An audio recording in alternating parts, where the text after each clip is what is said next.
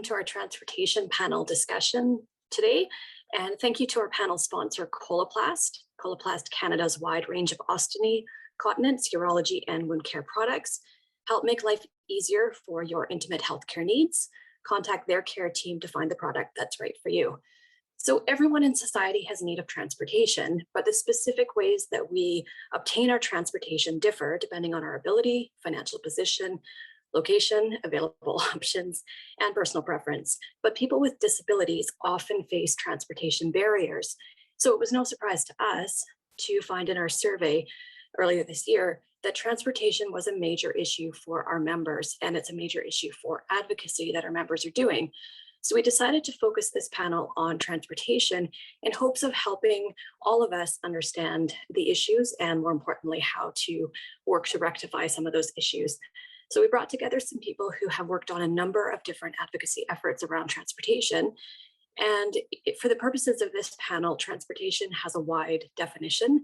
It includes planes, trains, automobiles, sidewalks, curb cuts, taxis, ride shares, free parking, or not free parking, but all parking, and anything else related to our transportation. So let's introduce the panelists. We have Linda McGowan, who was diagnosed with MS 38 years ago, and she's used a wheelchair since 1992. Linda has traveled on every continent and more than 180 countries. She's been to Everest, up to 18,500 feet. In 2010, she published Traveling the World with MS in a Wheelchair, which I have to say is a really fascinating book. If you like travel and you're kind of wishing to be traveling right now, fascinating stories. She advocates particularly for accessibility and obviously has an interest in transportation. Dave Willows is the father of a 7-year-old son who is a wheelchair user with 2 rare genetic disorders. Dave is a ship's captain and maritime pilot by profession, so he spent a career working in an environment of standards and regulations. He brings this experience to his passion as an advocate for accessible policy and design to support all people with disabilities.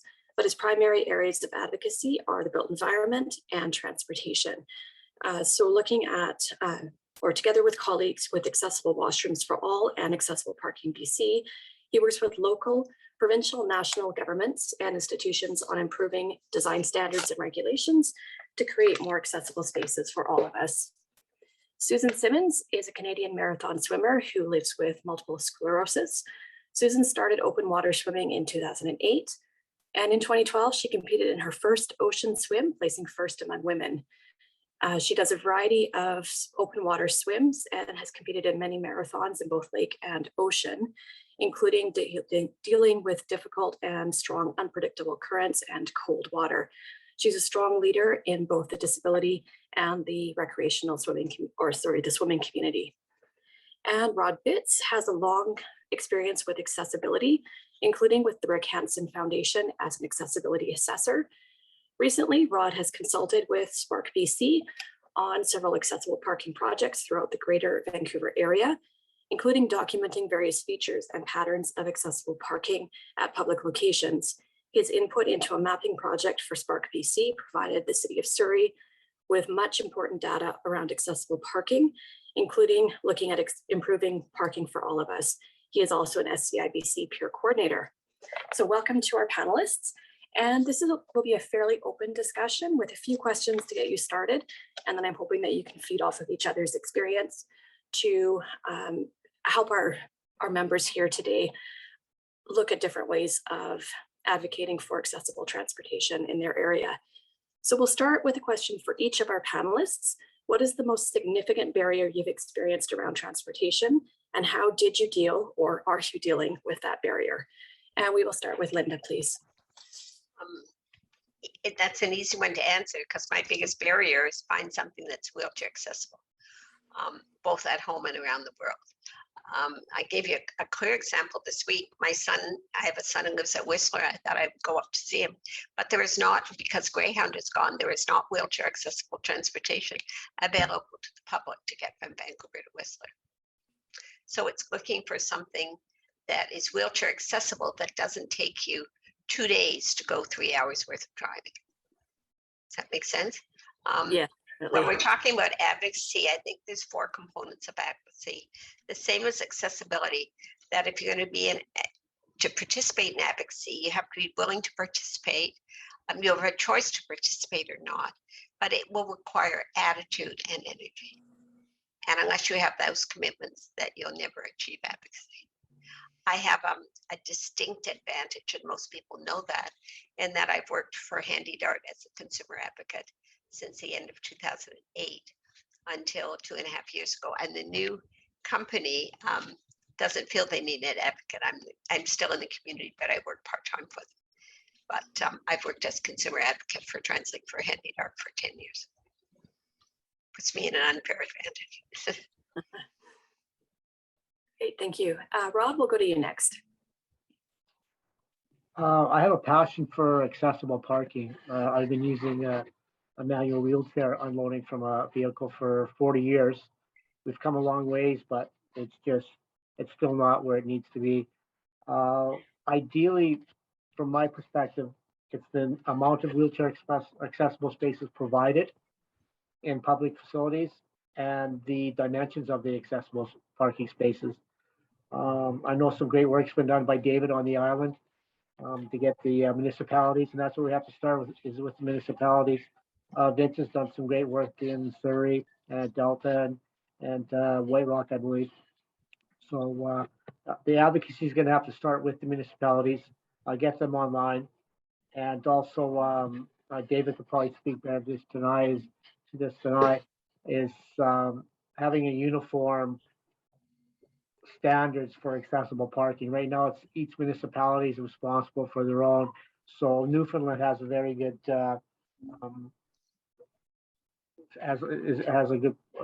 is in a good place. They have it's under their Highways Act, and that's something that maybe we should be looking at. But David could probably speak better to that than I. But yeah, the amount of accessible spaces and the sizes of it for people that are unloading a van off a lift. Thanks, Rod. We'll throw it to you, David. Yeah, that's consistency is one of the big issues, but I found that the most significant barrier that I've come up against has been attitude. We've got municipalities. Most of the work I'm doing at this point is at the municipal level, and we've got municipalities like Sydney and Central Saanich, North Saanich, and that here in Victoria that jumped on board right away when we came to them with, here's an issue, we'd like to work together to address it, and came up with some great accessible parking standards. On the other hand, we've got some ideologically driven municipalities like the City of Victoria, and with a very strong environmental bent. And they have what's an undeclared war on cars. And we've seen it recently manifest in exclusion of many seniors and people with disabilities from some of our largest parks, including Beacon Hill Park and Clover Point Park.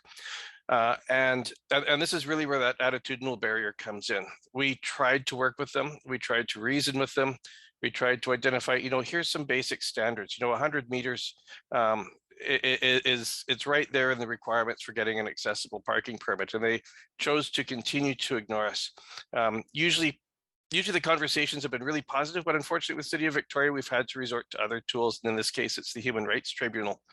That's a kind of a last resort. It's not the route we like to go.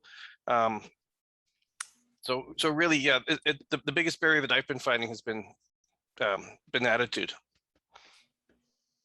Thank you, David. And Susan.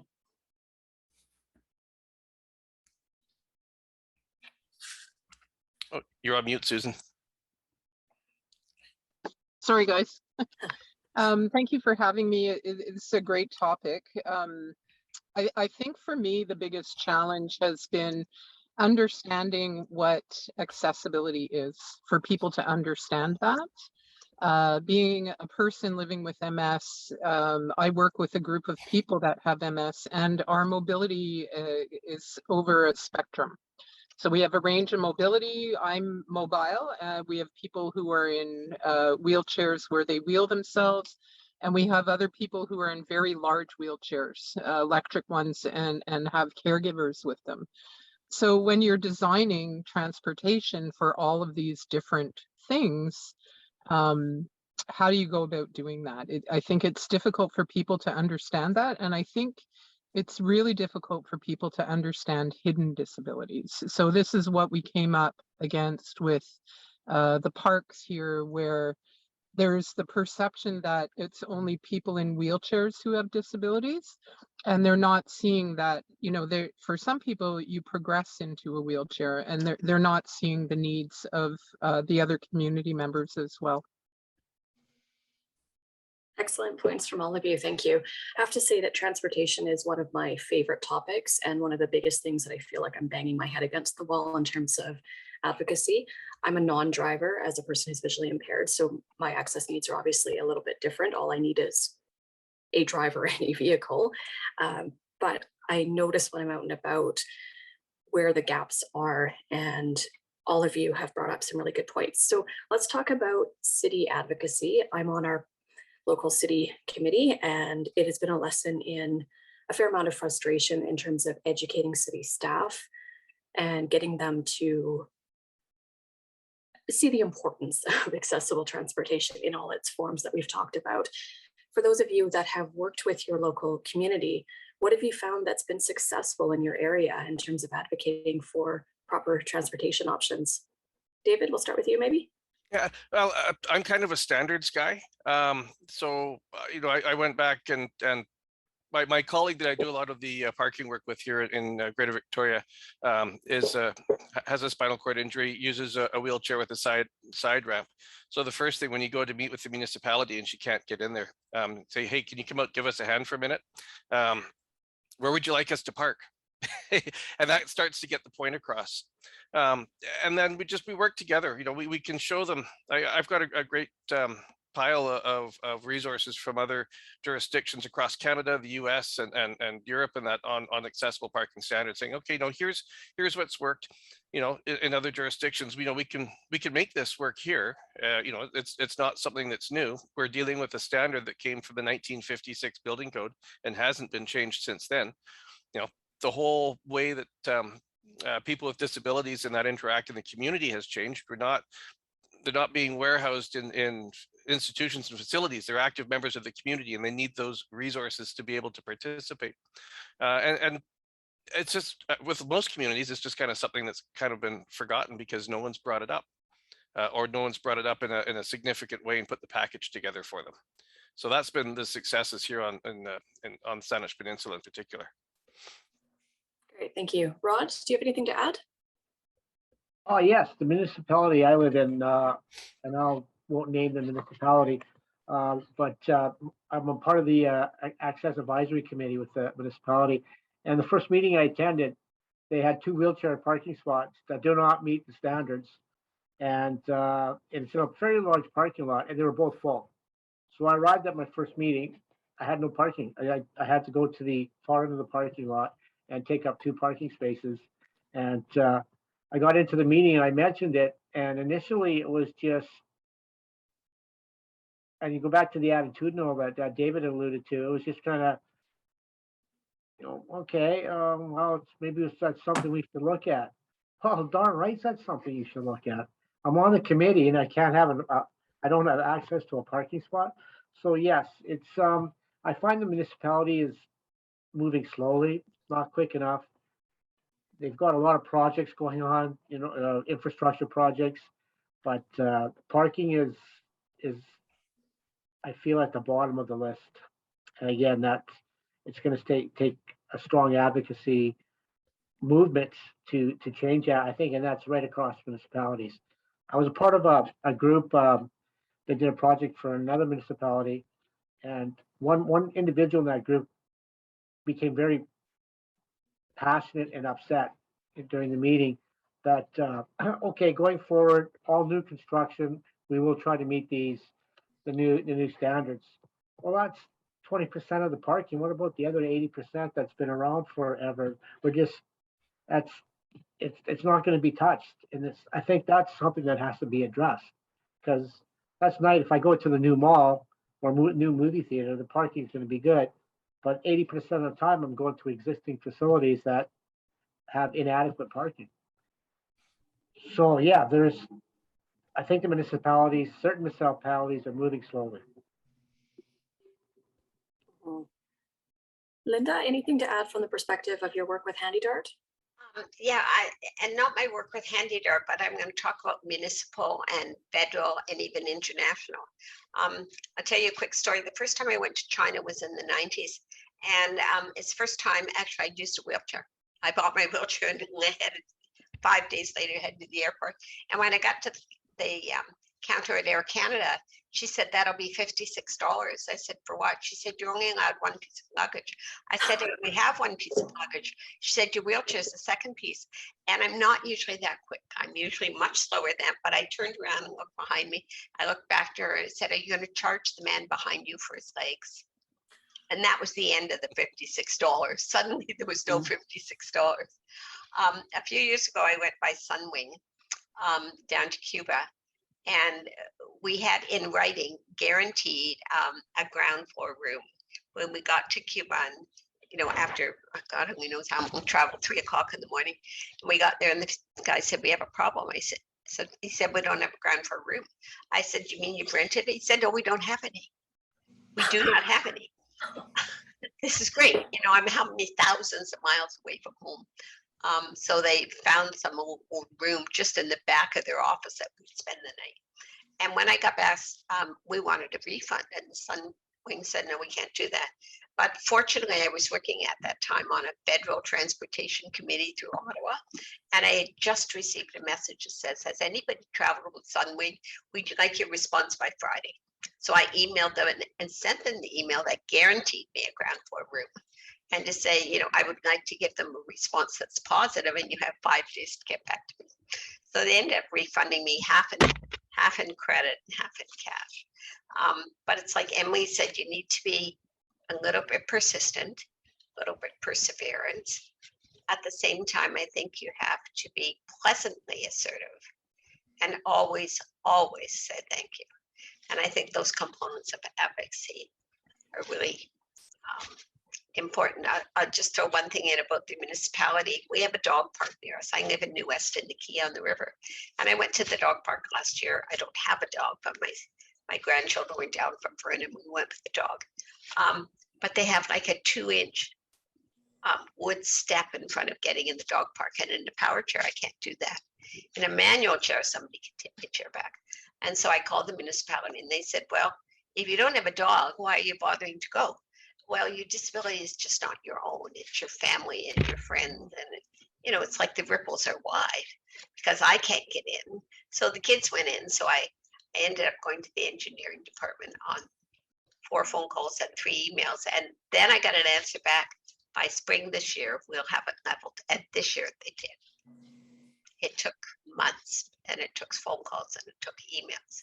But it's that attitude that the disability only belongs to someone sitting in a wheelchair, whereas visual impairment, that is a single component, a single person that has that.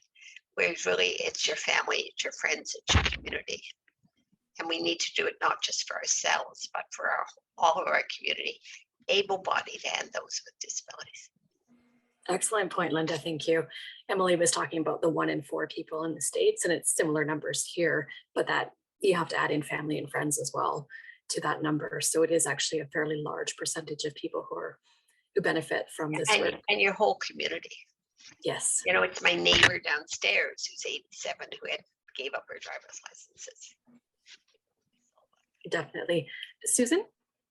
Yeah, so I probably have multiple steps in what I do around advocacy. The first thing is it starts off friendly, and I try to meet with my city councilors, my mayor, the staff, and explain my position, and I try to understand theirs.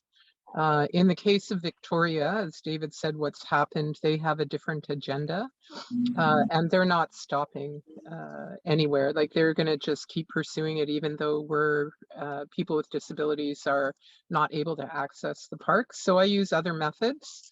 We had to go as far as the human rights commissions, but one of the things that I've been doing is there is a climate advocate on the internet, so kind of like my enemy, but not really, because I don't know him, but it's the opposing side. I've been working at educating him so he can educate the city. Mm. Because the city won't listen to me because I'm the person with the disability who's annoying them, but they will listen to their climate action advocate. And if I can get him on board, and I have for a number of things, we've talked about active transportation and things like that, and I've shared with him some of the challenges for people who can only walk for 2 or 3 minutes. Active transportation doesn't work. So he's starting to think about that as he plans for green transportation. So it's just that I'll look for other routes into the city councillors that are not listening. That's an excellent point. Finding our allies wherever we can and Mhm. educating them if that's the way into the conversation. Thank you for that. All right, let's talk about air travel, because I know that's an issue for a lot of people with disabilities, and it was certainly the subject of some discussion in the previous group.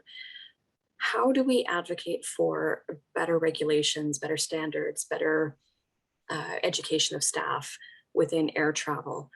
Does anybody have any experience in that area? And I'll just let you jump in. I would say absolutely. I've traveled all over the world, all by air. Part of it, you need to know yourself well, know your equipment well, be prepared not to get the whole, but first of all, take the responsibility yourself that I don't travel with a power chair. I'm sitting in one now, so I'm high enough for you to see me, but I have a manual chair I travel with. But with a power chair, you need to take lots of notes to your chair, like turn this on, don't touch this will put it up, this will put it down. So the airlines knows what they're getting into. And also call them ahead of time. No, don't just book a plane ticket and then call the medical desk and say that I have a disability, I'm traveling with a chair, I'm traveling on my own. It's really important. Quite often, if you don't say anything, they'll put you in the very last seat at the back of the plane. And that doesn't bother me, but it's sure not very great for their staff. They have to chunk you in an aisle chair right to the back. That first time when I ran into being charged for my wheelchair for Air Canada, when I came back, I contacted every Canadian Airlines in Canada and wrote letters and talked to them about the fact that wheelchairs should not be charged for, that a wheelchair is in fact your legs. And it took about 6 months, and it's more modern now, but they don't charge anywhere in North America for a wheelchair. And you have to kind of make that clear when you go. Really communicate well. I once came back from India and they held the plane up for an hour because I had a brake extension, a plastic brake extension in the bag on the back of my chair, and they thought it was a knife. And they would not believe me it wasn't a knife. They held the plane up, took the bag off, and then after 9 people had gone through it, some guy came along and he said, "That's not a knife, that's just part of her wheelchair." But you need to be able to communicate really well where your stuff is. Yeah, there aren't standards all over the place. Certainly there are in and Canada and the US and Australia and Britain, but you start getting into places like Cuba and Dubai, and there are different standards there. And you just need to be really clear about what your abilities are, and make sure they know ahead of time that you need an aisle chair. Be specific. That's I'll put the aisle chair here, and I always say I transfer better from my right. Could we go from the right? And I tend to be a little bit gutsy, but you have to be pleasantly assertive. My kids say she's gutsy, but she's also crazy. If you're pretty persistent and pleasant about it, then usually you get what you want. But be prepared for what you don't expect. I've gone to Mexico and they took my chair away and took the whole thing apart because it's easily, we've got hollow foot pedals. You can easily put drugs in your foot pedals. I mean, I've never done that, but that's a commonplace. Or after the Vietnamese War, put drugs on your cushion that you're sitting on. And I've had my chair twice taken away in Cuba and in Mexico, and they take it all apart, bring it back in a cardboard box in a million pieces. Now in Cuba, at least they tried to put it back together, but in Mexico, they just leave it for you. The plane's leaving in 20 minutes. So you have to be assertive enough to say to other people waiting in the waiting room, could you please help me put this back together? Otherwise, I'm going to miss the plane. Mm-hmm. But it's to get that kind of communication in language that you don't speak in countries that have different standards. In some countries, they don't even know what a wheelchair is. Right. You go in Nepal, halfway up the mountain, they have no idea what a wheelchair is, where it came from or why it's there. But I think we find even in Canada, where we do have some regulations around air travel, that people still experience a lot of difficulty with getting their needs met, even basic needs when traveling. Any thoughts on that for Susan, Rod, or David? Feel free to jump in. Yeah, we've traveled a number of times with my son Nick, who's just about 8 now, and part of it too is as Linda said, good communication with the airlines to start. We make sure we get that letter from the airline with the disability status. We make sure we communicate with the airline. My son is fed with a G-tube, so he can't have the food on the airplane. So we carry liquids with us in large volumes sometimes. So that's a call to CATSA, Canadian Air Transportation Agency, Air Transportation Security Agency. Make sure there's not going to be any troubles at the security checkpoints, and learn too about what facilities are available in the other countries you're going to. If you're traveling to the United States, the Transportation Security Administration there has a great program called TSA Cares. And depending on your level of assistance that you require, they will come and meet you and basically pull you to the front of the line, help you get through the metal detector, the X-ray machine, and they will be there and they will help you right through that until they can transfer to you if you're needing help from the airline on the other side or what have you. So there are some great resources out there, and I got to put a plug in for another project of mine that's been focused a lot on transportation in Canada, and that's washrooms. My son is too big for baby change tables. You put him on one of those, it's going to collapse, it's going to injure him, it's going to injure us. So out of the United Kingdom back about 2000, there was a standard that came out called the Changing Places Washroom. And we've now got them at some of the Canadian airports, Victoria International, Vancouver's putting them in, Toronto and Montreal so far. And what they are is a larger washroom that's got space for a person with a disability, their mobility device, and 2 caregivers, an adult-sized change bench, a ceiling hoist, and a peninsula toilet so that you can help with transfers and that. Now although that itself doesn't train staff, but now that if staff in the airport sort of, especially a small one like Victoria, they all know all the facilities. So then it sort of is a bit of a trigger to help keep people thinking in that line of thought as they see people with disabilities coming through the airport. Yeah, that's excellent advocacy to get those in. I know that there's a lot of push in various areas of the country to make changing places washrooms a standard rather than just nice to have, because obviously they're essential for a lot of people. Rod or Susan, anything to add? I think every time I participate in any of these calls, I'm learning constantly. And I think one of the best things that we can do is keep telling the stories so that people understand, because they just don't. They're not living their life the same way that we do. They just don't get it. So keep sharing the stories and make sure they get to the right people so they can start thinking about how to change things. And share good stories too. Yes. Yeah. Yes. Yeah, I concur with what Linda said on the communication aspect. Whenever I fly, I'm adamant and bringing it to their attention that I need the assistance to get on the plane. I need an aisle chair. And the funny thing is, between airlines, there's different terminology for an aisle chair. So you have to be really specific on what you need it for, getting onto the plane and into the seat. So yeah, that communication is probably the most important. I've had a couple incidents where my chair has been damaged, but I don't know that's a whole different issue. But yeah, communication's key. Yeah, I'm just going to throw something out, Heather, that, and maybe, airlines might be talking about this, but probably know in Canada that if you take an attendant with you and you've registered with the medical desk, which means you can download the form and get your doctor to sign it, it means that your attendant or your partner goes have a price of taxes. You only buy one airline ticket, and your attendant or your partner goes for the price of taxes. With Air Canada, I'm registered with Air Canada, and I can take an attendant sometimes and other times not, which, people say, well, why do you need one sometime and why don't you? Well, I need one when I go as close as Vernon, because you have to download from the plane down the stairs and transfer on the tarmac, and that's impossible for me to do alone. But I took a direct flight to Toronto on my own because my cousin, who's a physio, met me at the airport. So I didn't need an attendant on the plane. I could feed myself, and if I manage my bladder well, I don't have to use a washroom on the way. But with WestJet, once you've registered with WestJet and say you need an attendant, they will not let you fly without one. Mhm. So that's and I'm advocating all the time with WestJet to say, you know, there are times that people with disabilities need an attendant and other times they don't, and they just don't get that.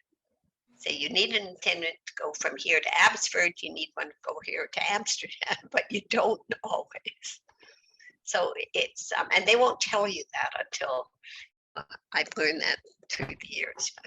But that kind of Air Canada is totally open and flexible. And do you want to attend this time and call their medical desk and register? And you have to renew those medical applications. The first one's good for 5 years.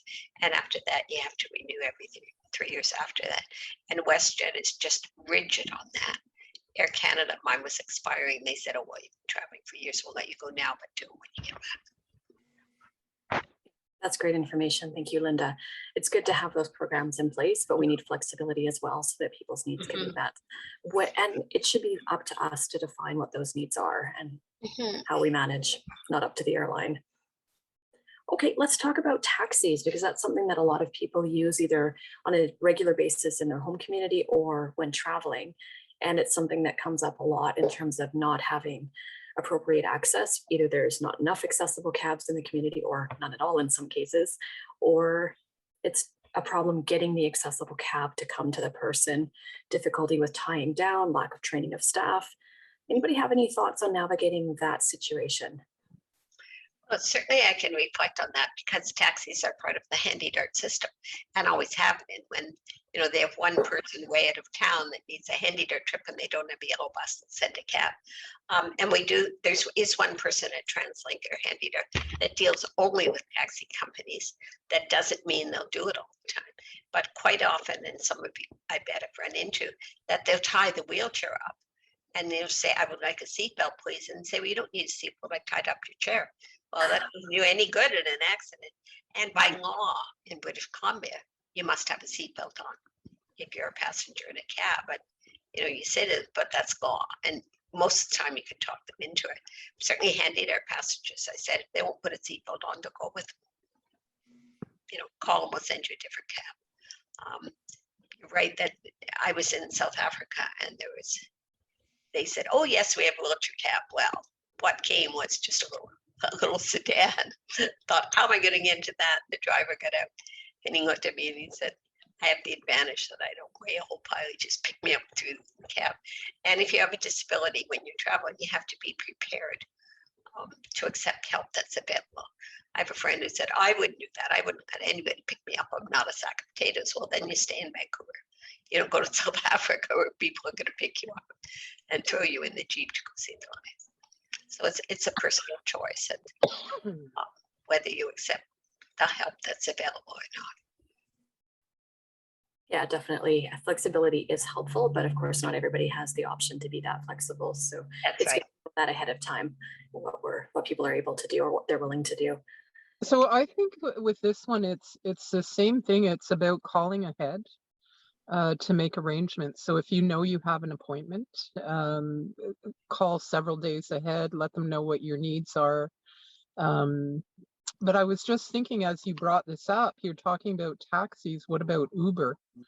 And is there work that we need to be doing around educating the Uber drivers as well? And I don't know, is it built into their system where they have vehicles that can take wheelchairs? They don't at this time. Not in Vancouver anymore. Yeah, in British Columbia, the government charges a 30-cent per fare accessibility surcharge, which is basically like a small fine to put towards accessible transportation. But to the best of my knowledge, they have not developed the plan on how that money is going to be used yet. I've tried to get information on it, but they're keeping it pretty close so far. I think that one got kind of lost amongst COVID news and maybe needs to be resurrected as we hopefully move past COVID restrictions at some point. Rod, anything to add? I do not have a lot of experience with taxis. I've heard stories of people not being fastened down adequately. I think there's a taxi association, so there should be a strong lobby towards the taxi association, as it has to trickle down from management to the drivers. For sure. There is a taxi complaints line through Consumer Protection BC, and there's a voluntary taxi bill of rights, I believe only in Vancouver at the moment, but it gives an idea of what taxi drivers and companies should be doing in an ideal world. Obviously, we know that the world isn't ideal, but I think if people continue to bring these issues up, it does give some impetus for improvement over time. Okay, I'm going to throw to Terry, who has a comment or a question about parking. Terry, go ahead. Oh, sure. Heather, I thought you were going to ask for me. Okay, this is actually a personal question about parking. I got a parking ticket, and I'll just briefly describe the situation because I'm sure many of you have had this experience. Parking lot had one wheelchair spot, which was taken. It was kind of a little bit of a remote lot, so it wasn't full by any means, but I had to park in 2 spots and got a ticket for parking in 2 spots. I did pay for parking. That was fine. I appealed the process. They just sent a message saying, no, you're denied, and you were parking in 2 spots. Like, that was it. So I guess my question is, how do you know? Like, I don't feel like that. Felt like I'm appealing to the company, like, to make the decision. I don't think it's an external appeal process. And then, so where do you go from there, or do you? Like, I'm not sure. Anyone have any answers for me? I have some thoughts on that. Anytime that happens where I meet an immediate roadblock and there's no room for discussion, and I feel that myself or somebody that I'm advocating for has had their rights violated, I go to the media. Yeah. Yep. And I share the story. The media loves these kind of stories. They're very compelling. They're very good at getting them out, and they can be quite dramatic when they do it, and they're very powerful, and they can be our ally in this, because it's part of the educating. But shame works really well. Shaming people works really well. 100%. And it kind of seems like overkill, and it will take forever, if the media doesn't work for you. But there was a human rights case out of Ontario back in the 1980s that was around provision of accessible parking and it not being suitable. It costs you nothing to file a complaint with the Human Rights Tribunal. Right now, the organization would probably receive a copy of it in about 6 months. They're kind of backlogged with mask complaints and vaccine complaints right now. And if it ever did actually make it to the Human Rights Tribunal, they'd probably drop it when they got the paperwork. But if it did get to the Human Rights Tribunal, Class BC and other organizations will provide legal support for doing that. But again, it seems like overkill. But if you don't nip these little things in the bud now, it becomes a much bigger issue. And already we're seeing disability rights often treated as second-class rights by many organizations. Yeah, and that sort of like leads a little bit into the conversation from before's session is like, where do you pick your battles? Because it's $140 ticket now, right? Which is, somewhat minimal in the, grand scheme of things. And now I'm going to have collections calling me every day, I'm sure, if I continue not paying it, right? So, where do you decide to put your energy? Like, is it worth it, That's really tough because this is endless work. There's so much to do. Sorry, I just have an ambulance going by. But for me, writing sounds serious. for me, if I can't get the media on board, I can write a letter to the editor, and that only takes me a half an hour. So half an hour of my time, I'm quite happy to give that. And I may or may not, like if you pay the ticket and then they have to refund you, or they refund you, that it might be a way to work around it. But I want to say I'm really sorry that happened to you. Like, that shouldn't have happened. Terry, just curious, what was the rationale for not canceling the ticket? It was, the rationale was that I was in two spots, Two which spots. I was in two But spots. where did I you? didn't argue that, but my argument is that they didn't have adequate wheelchair accessible parking, and I have a ramp with a side ramp, opening ramp. I took pictures of my van, how it works in the spot, you know, the spot that I was in, the spot that was taken. The parking lot was also empty. It wasn't even like it was full, so it's kind of weird. You need to start using phrases like reasonable accommodation, bona fide reasonable justification, which they would have to prove, undue hardship, which they would have to prove. Yeah, it seems pretty hurtful and hateful on their part. Yeah, duty to accommodate. Yeah, duty to accommodate is the key one. Yeah. Thanks, you guys. And just to reflect on what Emily was saying this morning, if you've ever taken BC ferries, that the accessible washroom is always full of buckets and mops, and you can't get in to use the washroom because so much junk in it. And I don't know how many times I've written to BC ferries to quote the ferry and the time and the day I've gone and have not been able to use the washroom because there's so much junk inside. So it's, people don't consider, they think, oh, we have a wheelchair washroom, but I don't think anybody's going to use it. Well, why do you think you have it? Why do you think people in wheelchairs get on the ferry? That's a big part of the issue as well. You know, they don't see people with disabilities because they've created an environment that's effectively hostile towards us. You know, and that sort of perpetuates the argument. Why do we need to have accessible parking or accessible washrooms or accessible this or accessible that? These people aren't around, or they aren't doing money and spending money in our community, and so we need to break that cycle somehow.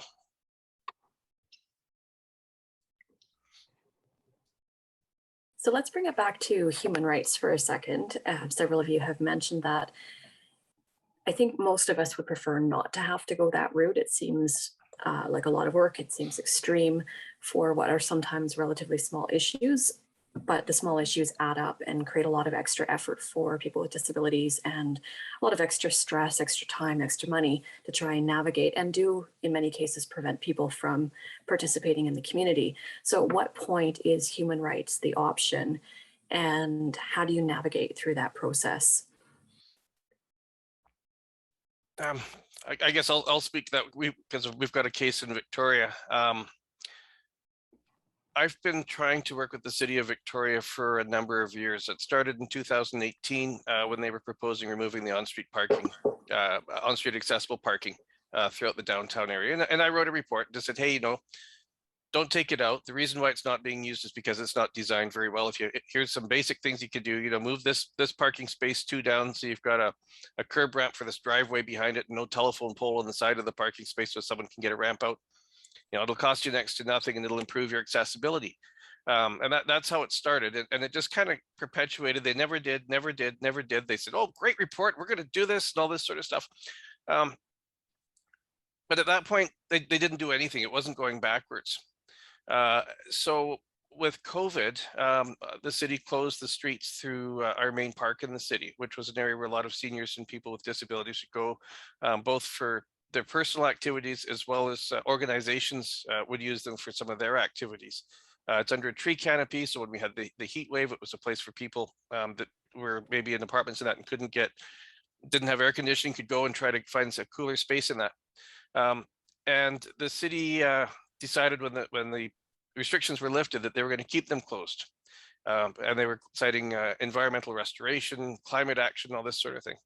And tried to reason with them, you know, okay, you know, here's the reason why. Here's these facilities in the park that are unique, that people with disabilities and seniors need access to. Here's the basic standard for access. You know, look at the accessible parking requirements for getting your placard.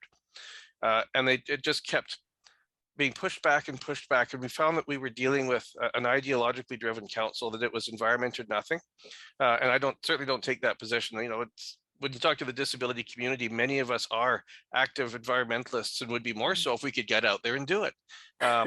You know, so where there's this conflict, we'd rather work together to try to find a solution. And we proposed ideas, you know, here's ways where you could make it work temporarily until we can come up with a long-term plan. But it was council and those ideologies that said no, no, no, no, no. And after they did it to the second park in the city here, we said, okay, enough's enough. We're not making any progress. You don't seem to be taking us seriously. We don't have an option now but to go to the Human Rights Tribunal. And that's how we got to that state. It's really when you run out of all other options, because it's emotionally taxing. It can be financially taxing if you're going to hire a lawyer to start, and it takes a very, very long time. You're not going to see an immediate rectification. Mm-hmm. So I'll add to that, because the group that I work with, the MS Wellness Center, is part of that human rights claim, and that's how I met David, which I'm very grateful for. So first, I want to say that when you do something like this, it is very difficult, because you're put in the public light. And there will be people who very strongly disagree with what you're doing, that are very positional. And in our case, in Victoria, we have a lot of people who are very positional about the environment. But the Human Rights Commission and human rights are there to help us. It's a tool that is there for a very specific reason, and it's reasons just like this. So I feel that if you believe your human rights have been violated, that is the time to go to the Human Rights Commission if whomever has done that isn't willing to have a conversation. It's the tool that you use to bring the discussion to the table. You haven't done anything wrong. We haven't done anything wrong in our city. In my case, the MS Center would have their exercise group in the park, right near the parking lot in the park that's been cut off. It's the only place in the city where they could go. And the city knew that they would no longer be able to use the park, and that the folks with MS would not be getting exercise. So when I found that out, that was a call to action for me, that these guys don't care. And I think the only way that I can get them to care is to use the tool. And they may never care, but the only way that I can help my community and the folks that I'm concerned about is by using the tool that's available to us. And I'm grateful for that tool.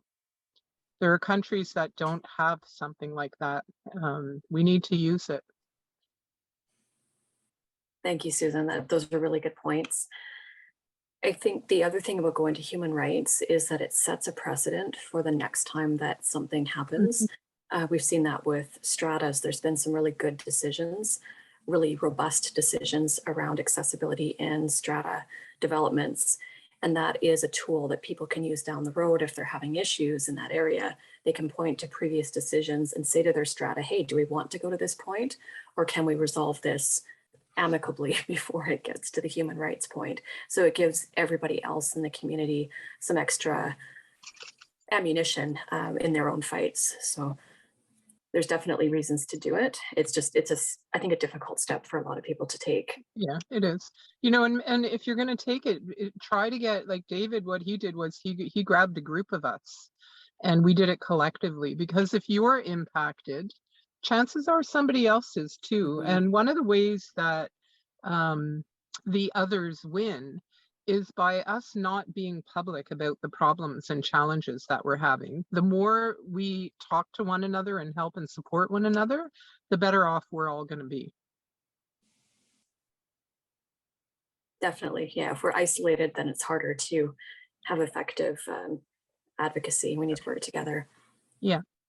And Heather, I think people give up because it takes so long. Like we're talking 2-3 years sometimes. Yes. And that's where the patience and persistence comes into play. That was earlier discussed with our guest speaker.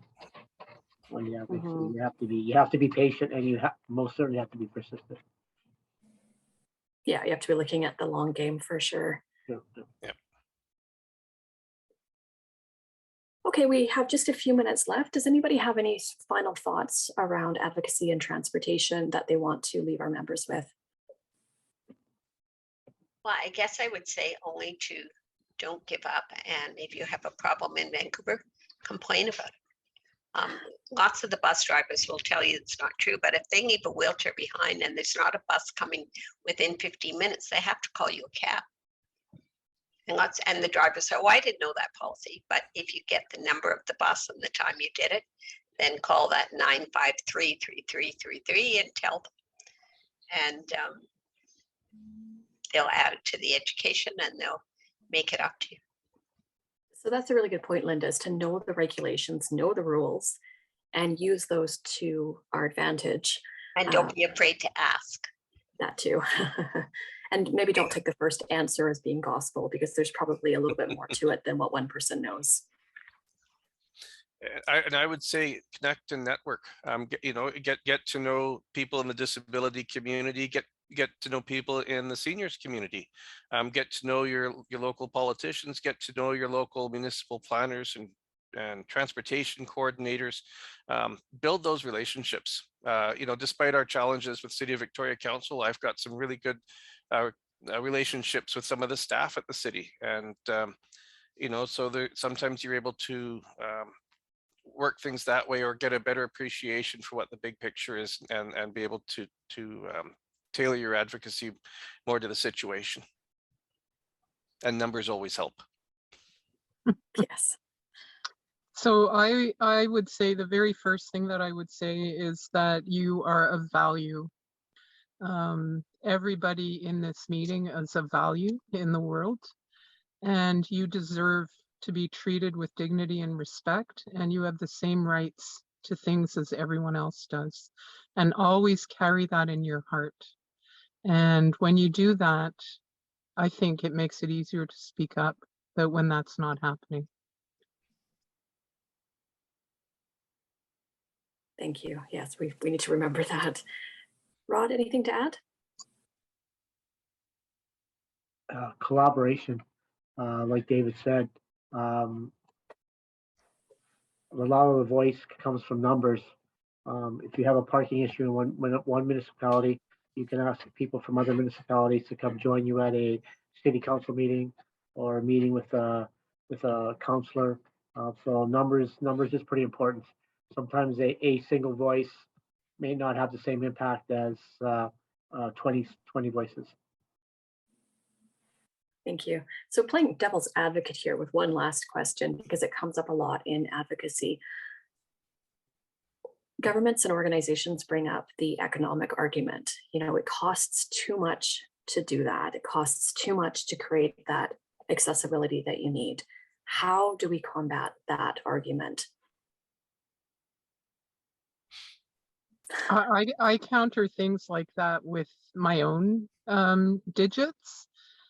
So if they say it costs too much to create this, I ask them to tell me what is the cost of that. And then I look at what is the value that it brings to the community. So this isn't exactly the answer to your question, but our city has said that we cannot have accessible parking in Beacon Hill Park because of the carbon footprint of the vehicles. So my question to the city is, what is the carbon footprint of vehicles passing through the park? And to what degree does that affect climate change?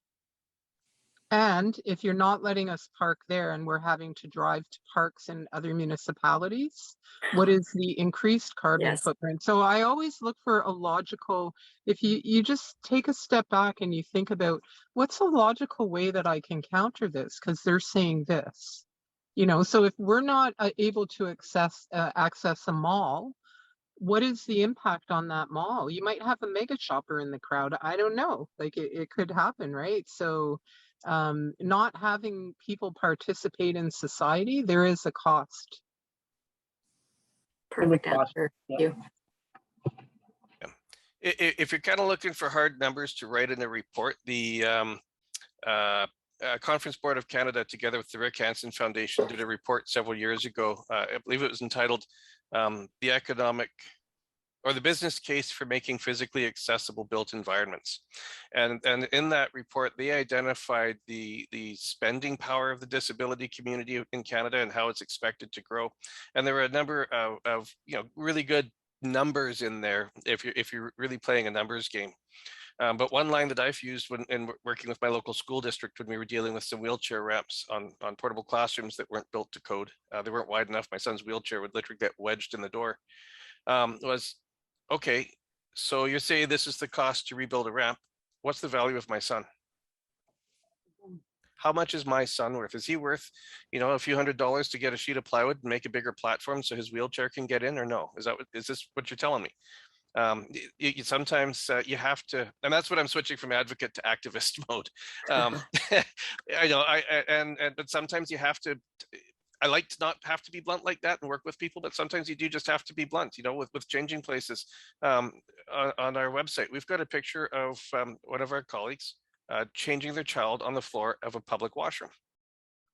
What is the value of their dignity, their safety, and their health for that?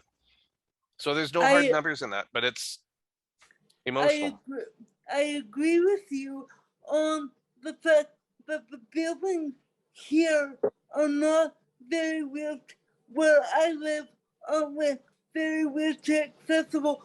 So therefore I have to take a piece of wood with me in the back of my van just to get my wheelchair up and over a little ledge.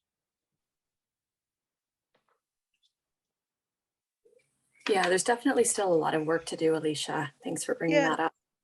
Yes, there is. And David, I agree with you in that it doesn't always cost that much if you can tell them that it's not going to cost that much and be able to demonstrate it. I worked for the city of Burnaby as the access manager for a number of years, and a rec center called me and said, some lady called me and said, I can't get in the ladies' washroom. And the rec center said, we have no more money to do any adaptations. And I went up and I said, have you got a maintenance guy here? They said, yeah. I said, turn the hinges around so the door comes out instead of in, because the door was going in and you couldn't get past the door to get on the toilet. And sometimes it's the simplest thing. People get held up. Oh, it's going to cost a pile of money. We have no more money to do it. Don't even bother us. But when you can go and say, and I'm sure Ron runs that with his Rick Hansen certificate, is sometimes it doesn't take that much. It just takes somebody persistent to do it. Definitely turn the argument around. And final word to Rod. Yeah, just to piggyback on what David and Susan had referred to, people with disabilities right now have purchasing power like never before, and that's only going to increase. So that's really got to be a statement to the establishment, and the human cost. Like this is a dignity issue too. It doesn't. So if it costs $5,000 for one person to use it once a month, it's dignity that we have to express. And attitudinal. Like David said that off the top. There's got to be some education process, some eye-opening to the able-bodied population that it's not maybe yes, maybe no. Yeah. There's one cost that none of us have mentioned either, and it's particularly important when you're talking to politicians, and that's votes. The right message at the right time. Yeah, there you go. Is huge. Excellent points. Thank you. All right, we'll end it there. I'd like to thank our panelists, Linda, David, Susan, and Rod, for your participation today and for sharing your stories and your successes and your advice so that all of us can learn to hopefully advocate more effectively in our communities. I will throw back to Terry for any final comments. Thanks. I see Joss has her hand up there, so I'm just wondering if you wanted to say something, Joss. Sure, just a really quick sort of button on the last question that Heather asked. I had sort of a wake up experience when I was in university around disability advocacy and human rights, when I just thought it would be too expensive to really be accommodated around my disability in my chemistry and biology labs. And a friend introduced me to the human rights lawyer on campus, and she told me that the duty to accommodate is to the point of undue hardship, which means is legally defined as the closure of that organization. So that means that even if they say it's too expensive, they don't have enough money, it is still their responsibility to figure out how to do it, not yours. And so to me, that helped me understand the worth of my inclusion. So I just wanted to share that. Thank you for that, Joss. That was great. Well, that was a lot of information over 2 days. We're trying to keep it short. I hope that you all enjoyed it. Thank you to Jocelyn for writing the hashtags lessons learned for the day. So just wanted to point a few things out that she wrote in the chat. Don't let the many needs and advocacy issues push fun and self-care out of your life. The Human Rights Tribunal is just a tool to force the issue to the table, especially when you can't get the people in power to listen. We didn't do anything wrong. It can also persuade people to deal with the issue before it gets to the Human Rights Tribunal. Connect with people who are experiencing it too and work together on it. I learned how important it is in tying into the storytelling that Emily talked about today, about reasonable accommodation, duty to accommodate, the point of undue hardship, like all very good phrases to put into your storytelling, most probably. And also, again, we welcome all your Jamboard thoughts. Continue to put them in. Thank you again to our sponsors, Slater Vecchio LLP, Coloplast, and Pacific Blue Cross from today.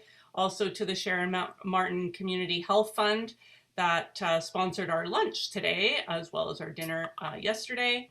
And then just a final heartfelt thank you and recognition to all of our speakers, Tara Moss, Roger Jones, Heather McCain, Heather Lamb, Barry Arana, Lucy Diaz, David Willows, Susan Simmons, Rod Bitts, Linda McGowan, and our breakout room leaders, Mary Jo Federley, Sierra Roth, Simon Paradis, of course, to my wonderful team, Jocelyn Maffin, Jenna Wright, and of course, all of you for all your thoughtful insights and questions and being here. And we hope to continue this conversation and actually have all of this input, our advocacy guide that will be released in 2022. So look for information on that. Thank you, everybody. Have a great rest of your day.